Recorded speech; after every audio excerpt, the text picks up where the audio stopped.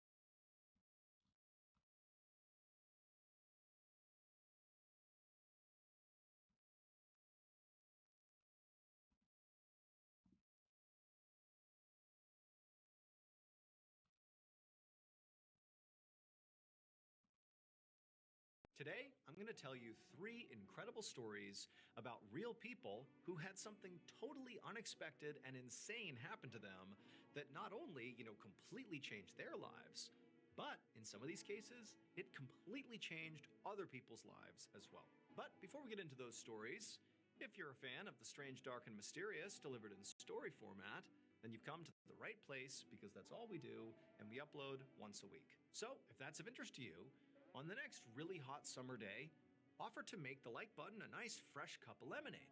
But don't tell them you used salt instead of sugar. Also, please subscribe to our channel and turn on all notifications so you don't miss any. I didn't even make sure the thing is working.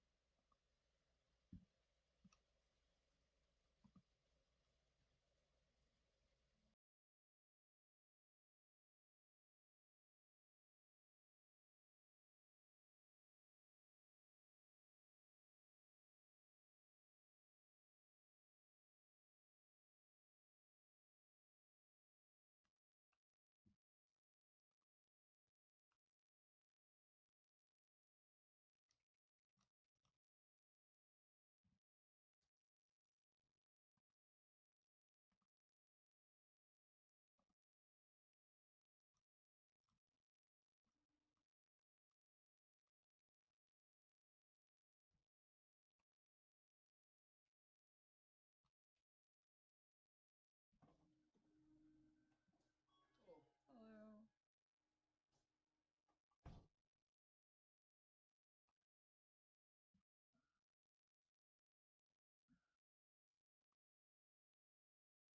Is it nice outside? I don't get to be outside ever. That's fine. One day, maybe.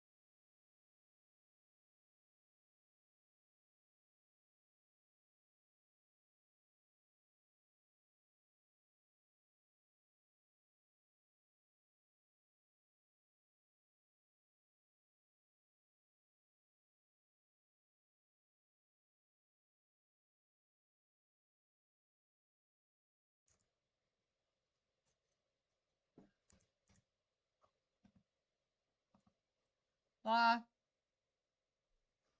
ah, ah.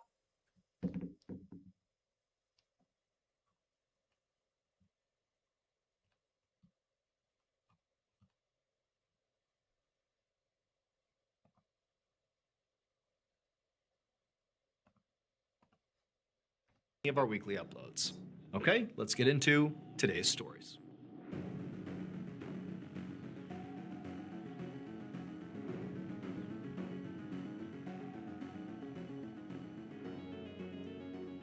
Hello? One afternoon in the early 2000s, a young woman named Rose drove up to this huge mansion in the Hollywood Hills in California. She came to a stop outside the fence, and she just sat there for a minute, feeling very nervous, because what she was about to do was highly illegal. So, Rose was a musician, but she definitely had not made it yet. However, she was desperately trying to break into the industry. And so her big plan today was she was going to sneak in to this mansion, which was home to arguably one of the most famous people on the planet, a big time musician. And her plan was to give them a copy of her demo CD, because she believed if they would just listen to just one song on there, they would be blown away by her talent and they would help usher her into the industry and her career would take off. Now, obviously, she knew this could go horribly wrong.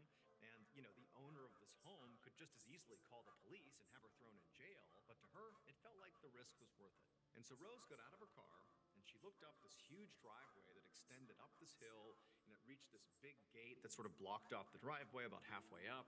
And then the driveway beyond the gate continued up to the mansion. And from where she was standing, there really was nobody out on the property anywhere. It was totally quiet, just this massive mansion up on a hill. But in front of the gate, on her side of the gate, was clearly the gardener. And, at first she thought maybe, the gardener was going to be a problem, that of course they would see her if she tried to break into the property. But, Rose was desperate and she thought the gardener looked friendly enough. And so she decided she would go up and maybe try to convince the gardener to let her go through the gate. And so she took a deep breath, and with her demo CD in hand, Rose began walking up this first stretch of driveway. And as she got closer to the gate, the gardener stopped what they were doing and turned to kind of see what this person was doing. And Rose was very young and charismatic, and she seemed friendly enough. And she comes walking up the driveway, and she approaches the gardener and pulls out a $5 bill and hands it to the gardener and just says, "Look, I got no money.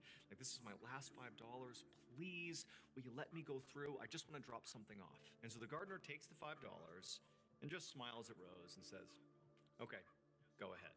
I mean, after all, Rose is like a kid. She seems completely harmless.